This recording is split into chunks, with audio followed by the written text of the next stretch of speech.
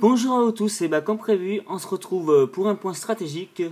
Donc ma façon de jouer Aqualic, je pense que vous verrez pas souvent parce que surtout au niveau des attaques. Après au niveau du talent, tout ce qui s'ensuit, vous le verrez souvent.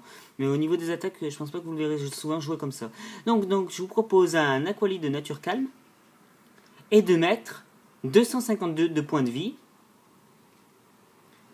Et 252 de défense spéciale. Donc bien sûr, il faudrait qu'il aille 31 niveaux de partout si possible. Et 6 en attaque spéciale.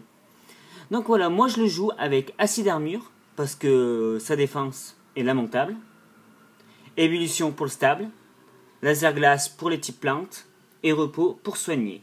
Et l'abbé Prime.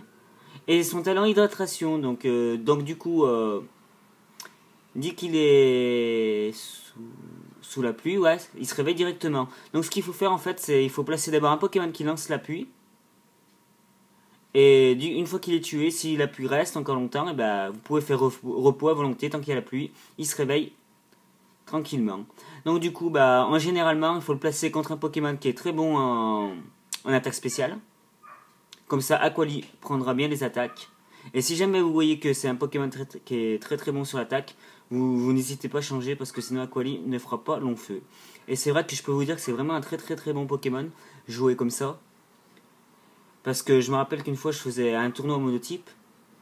Donc j'avais choisi une team haut. Et Aquali, franchement, a surclassé tous les autres Pokémon. C'était un truc de dingue. Donc j'espère que ça vous aura bien aidé. Et puis, pour vous démontrer ma théorie, je ferai une petite vidéo sur un combat avec Aquali, bien sûr, en tête d'affiche, que je trouve que c'est juste un Pokémon hors norme. Donc voilà, je vous souhaite une bonne journée et je vous dis à bientôt.